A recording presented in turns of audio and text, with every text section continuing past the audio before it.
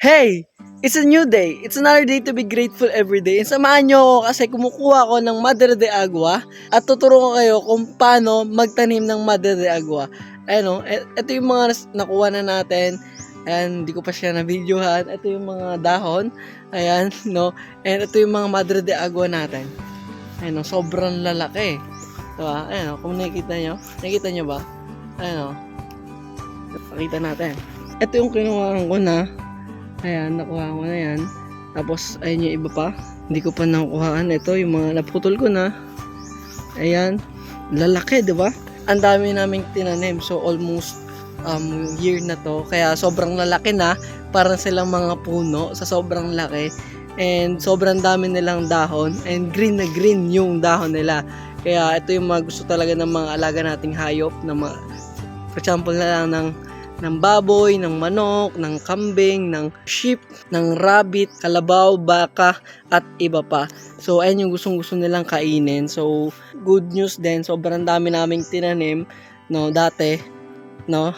Kasi nung una, actually, akala ko wala talaga siyang, dahon lang siya na tumutubo lang kung saan-saan. Pero, one thing that I know, di ba, English, no? Nung nalaman ko na sobrang laki pala ng tulong na itong Madre de Agua at sobrang laking protina niya para sa ating mga alagang hayop, nagtanim ako ng sobrang dami para din sa mga hayop natin. Lalo na ngayon dumadami na yung mga, lalo na yung mga manok, dumadami na yung mga baboy, dumadami na, no? And syempre, para ma-lessen din yung ating feeds, yung ating pagbili ng ating mga commercial feeds, 'di ba? Or sa paggawa natin ng pellet, pwede natin itong ihalo para mas magkaroon ng protina, 'di ba? And actually sobrang dali lang talaga niya itanim, no? Meron nga experience ko pag, 'di ba, nagkumukuha ako ng dahon. Pagkuha ko ng dahon, yung mga sanga niya, tinatapon ko lang. Nagulat ako, ilang weeks lang, yung tinapon ko na yun na sanga, bigla nang nagkakaugat, tumutubo na. Kaya sobrang bilis lang paramihin. And sobrang lakas din kumain ng ating mga alagang hayop. Kung may farm ka, ikaw na nanonood, so I strong suggest magtanim ka ng Madre de Agua. Or kung ikaw ay nagbabalak pa lang na mag-farm, magsimula mag-farm, or wala ka pang mga hayop, bibili ka pa lang, I strongly suggest din na magtanim ka na ngayon na para pag dumami na yung mga alaga mo, is lumaki na yung mga Madre de Agua mo. O, diba? And ayan, so papakita ko sa inyo kung paano, ayun o, kung saan-saan na lang sila tumutubo. Ganito po yung dahon niya, kung mapapansin nyo. And medyo mababalahibo. And green na green, di ba? Ayan. Sobrang dami niyan. Kasi bawat kuha ko ng dahon, pinapakain ko sa mga baboy, manok namin. Yung sanga, tinatanim ko para hindi sayang, no? And malaki naman yung space dito sa farm namin, sa lupa namin. Ayan, ito yung namin, poultry. Yan, manok. Puros manok dyan, mga pabo. Yan, dati punong-puno yan. And nilipat namin sa Bubon, sa kabilang farm namin, yung mga alaga namin dyan. So soon, ibabalik natin yung mga alaga natin dyan, mga Rhode Island Red-Ed, mga pabo. So, yan. May mga kalamansi pa tayo dito, yung mga bago nating tanim. Hirapan ko lang yung mga sanga, yung mga ganito. Di ba? Kumuha ko ng mga dahon. Tapos tinanggal ko sa sanga. Ito yung mga sanga, kunyari, for example, tinapon ko lang dyan. Tapos biglang tumubo na. Ganon kalupit yung ating Madre de Agua. And lalo na siguro pag inalagaan mo mabuti, 'di ba? Tinanim mo sa tamang lupa, sa may soil na may mga fertilizers, mas mataba siya, mas malaki siya. So, no, 'di ba? What more pa kaya pag ganon, 'di ba? Mas sure ako mas lalaki. And sure na mas mabubuhay. Pero mabubuhay 'yan basta lagi lang dinidiligan and nababasa lang ng tubig, no? Mabilis siya mabuhay. And tuturuan ko kayo. Let's go na. Tara. And 3, 2, 1. Basic lang naman talaga siya itanim. So, ang gagawin lang natin, for example, ito. Ito okay to itanim kasi brown na siya. No, mabubuhay na to. Yung mga ganito. Kasi iba yung green pa eh. So, pag mga gantong mga ganito yung sanga niya, ganito yung katawan, ayun yung mga nabubuhay na. Ayan, medyo yung iba may ugat. Ito, pansinin nyo, itong isa. Ito. Ayan, may ugat na siya. May ugat na siya, di ba? And yung mas lalong magandang itanim kasi mabubuhay talaga siya for sure kasi may ugat na eh. So ang gagawin natin, tatanggalin lang natin yung mga dahon.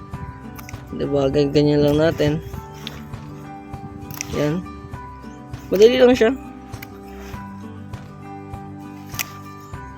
Ganyan lang. Tapos yung dahon, pwede na natin siyang ibahog or ibigay sa ating mga alaga. No? Sobrang lakas nila, lalo na sa mga baboy na.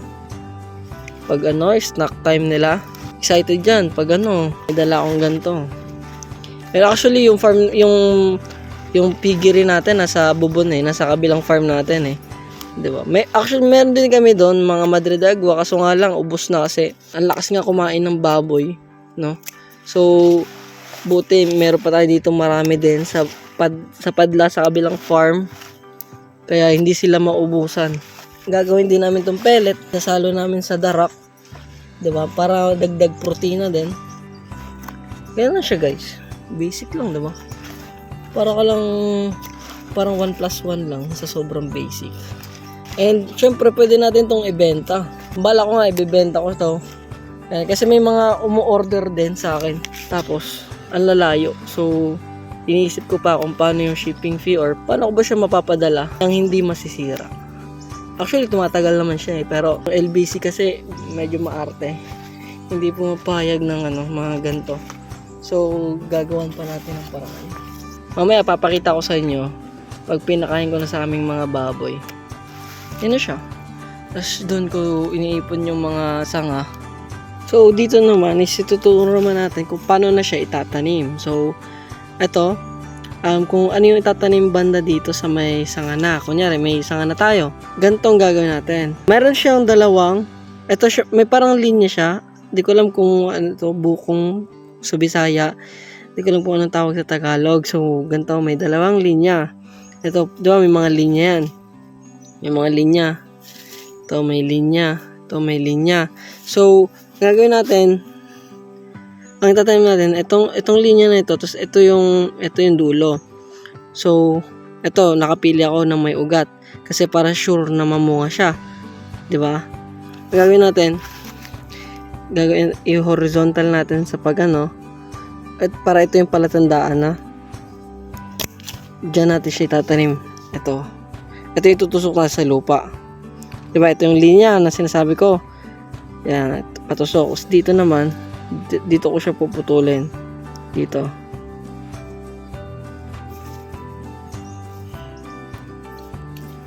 Yan, medyo matigas. So, ganito siya. Ito, nakita niyo yung ugat. Ayan. Tapos pa horizontal. Ayan yung pantutusok ko sa lupa. Gaganyan ko. Siya yung tutusok ko. Tapos, dito naman, dito yung magdadahon or dito.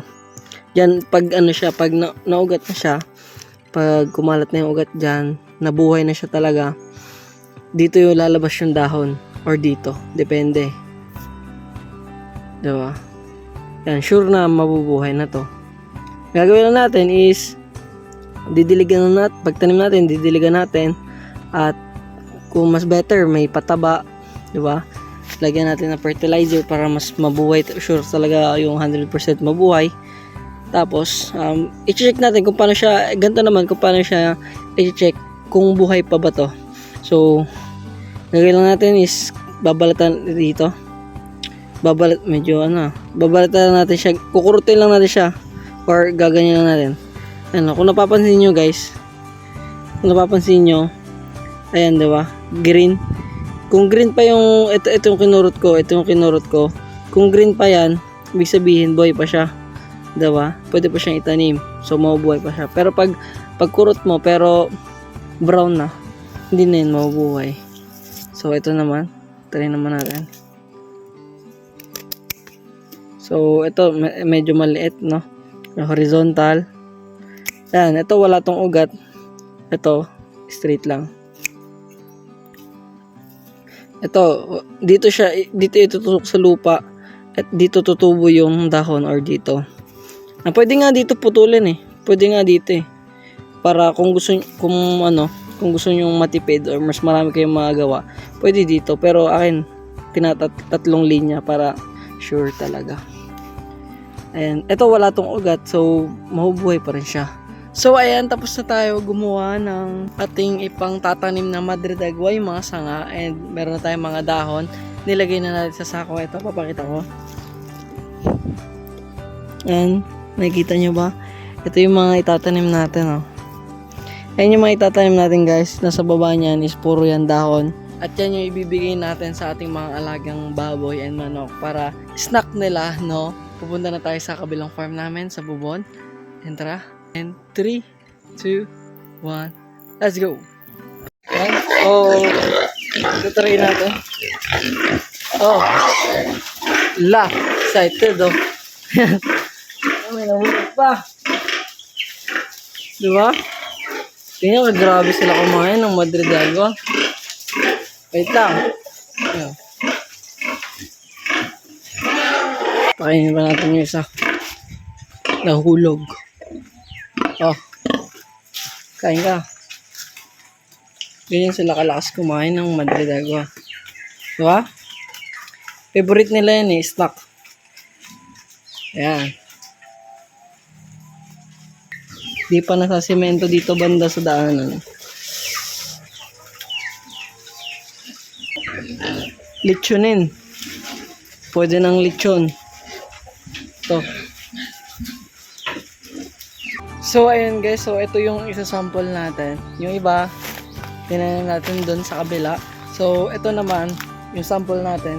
Dito natin itatanim sa tabing ilog para, ayun, madali lang siyang madiligan. Diyan lang yung, yung pangdilig natin. Kuha lang tayo ng tubig dyan sa tabi. Tapos, para mas madali yan sila madiligan. No? Ito. Dito natin. Ayan, so, makikita nyo. Meron sa edge ng, hanggang dyan lang yung namin. May yero kasi parang yun na yung ginawa namin bakod kasi para yung mga ahas di makapasok. So, lalagyan lang ng net yan sa ibabaw. Actually, meron dito mga Madre de Agua din, no? Ayan, may Madre de Agua din yan, no? Maliit pa lang. Ayan pa. Ang dami, no? Ayan, ang dami.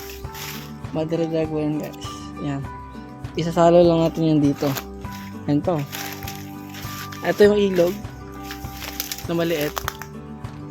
Ayan, dyan lang tayo kuha ng tubig para pang dilig sa kanila. So, ito may naman tayo, may palatandaan kung ano yung itatanim natin.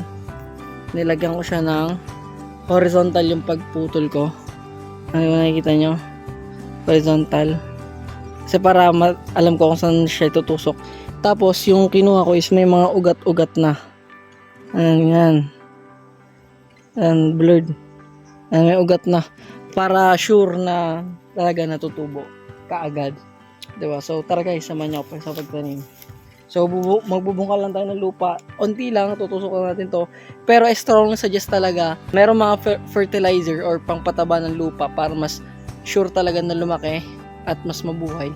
Pero ito, mabubuhay naman talaga to kaagad kasi may, lalo na malapit sa tubig, tapos may ugat na. So, mas better din talaga may magandang soil, tapos fertilizer. So, yun. So, ito, kailangan, tatlong ganito eh. Parang linya. So, yung isa dapat nasa pinakailalim, nakabaon kasi doon siya mag-uugat. Tapos, dito naman siya magdadahon or dito. Ayan. Ganun lang kadali. Tapos, didiligan na lang natin. Ganun lang yung process. Araw-araw lang didiligan. Tapos, hanggang ilang weeks lang, magdadahon na yan. And makikita nyo na yung resulta. And pag tumagal is magiging malaki na kagaya ng nakita nyo kanina sa padla, sa yung unang farm sa kabilang farm namin. Ganun nakalaki, no? Ilang months lang yan, ganun nakalaki yan. And sobrang dami ng dahon. And mas marami na tayong mapapakain sa ating mga alagang hayop.